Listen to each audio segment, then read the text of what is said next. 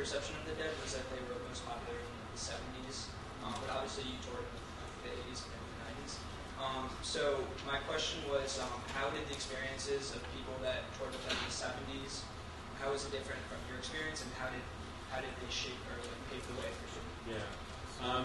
It was, it got bigger and bigger, and that happened through, the band actually was formed in 1965 in San Francisco. And so they started, when they were playing, if we went to the places that the Grateful Dead were playing in 1965, 66, it probably looks like whatever bars you have around here. It wasn't that much different. At one point they were playing in between sets of a burlesque show, basically a strip club. It wasn't some big, you drop them into an arena. When I see who's the kids? Jonas Brothers or something like that. They come out of the blue, you know what I mean? It wasn't that. They really had to work their way up. But the scene came out of San Francisco, and it's sort of like what happened with grunge in Seattle in the 90s, or maybe Austin. I think people go for bands now. Every once in a while you have a region of the country that people go, oh my gosh, there's a whole bunch of music going on there. And you have the music industry people swoop down and start signing all the bands from that area, which is what a lot of the musicians want. And it can be a blessing and a curse. And that's what happened with San Francisco in the mid-'60s. So you have these bands like Jefferson Airplane and the Grateful Dead. Santana was sort of on that scene. There were all sorts of different bands. But they were all part and parcel of this San Francisco sound. So right away, the Dead got signed to Warner Brothers. And so they have these albums out. But really, they were 20, 21 years old, freaked out on drugs, playing this really sort of Motown covers to really loud, distorted levels. And but from there, everything grew. So then they started touring outside of their community, and they had albums. And of course, that carries them into the 70s. And by the time the 80s hit, that community was already well in place. One difference that was big in the 80s that really allowed me to do what I did was they set up this thing where you could vend and sell things in the parking lot, and you could camp there. So that was sort of an understanding between the band and the venues and the community that there were people who had, through the 70s, started following these guys, and they are going to come to your town. And so why don't we make an agreement with you that they can stay here? We'll play for 3 days. They'll pay you $15 to stay right in the parking lot. They'll pitch their tents. They're not going to cause any problems. But they may walk around trying to sell you necklaces or things like that.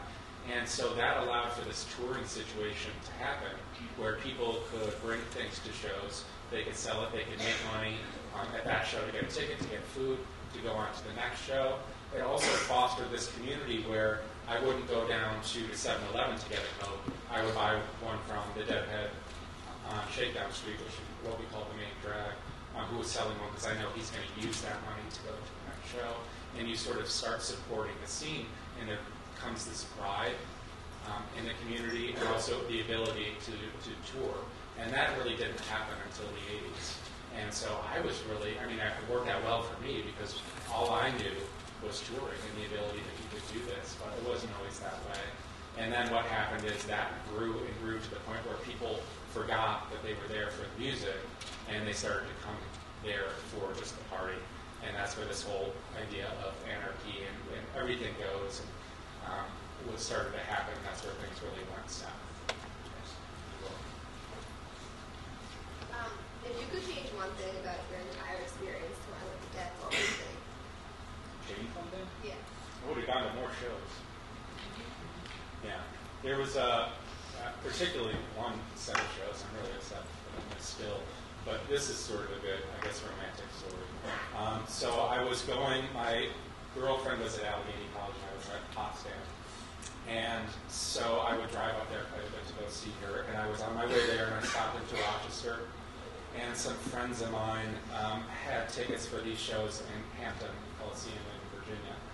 And the Dead were playing billed as the Warlocks. Before they were the Grateful Dead, pre-1965, the Dead called themselves the Warlocks. So everybody knew this was going to be like a special show. And I showed up at their house, and they were like, we got tickets for you, we're going to go, come with me. And I sat there, and I just, I went to see my girlfriend, who now is my wife. But I say this to her, and I'll tell it to you, I really wish I'd gone to those shows because they were really good. And they broke out all these songs they hadn't played in a while and everything like that. So there's some shows that I wish I had bailed out on my responsibilities more and gone to. I was just wondering, the whole book is about the Grateful Dead and kind of your experiences at Deadhead. Was there a reason that you added the last chapter about kind of where you're like this now? Yeah, that was really important to me, and it's something that I wrangled. It was probably the only part that I really wrangled with my publisher over. He would have rather not have that chapter in there, my editor, and I really felt like it was important to bring it full circle because it's, obviously it's a memoir, it's a story about my life, and I wanted to say where I'm coming from things now. And there's a lot in the book about learning about art or learning about just sort of living in the world and what's important and what's not, and the lessons that I got from all these experiences. And so this is where I am now, and this is where all those things led me for good or bad. And so it was important to me to put that in here just to bring things full circle. Hi. This question's going up to your writing style. Throughout the book, there's several passages where you switch to the second person, and the second person really help bring the reader into the experience, but also risks kind of being distracting. Can you talk about why you so frequently switch back and forth?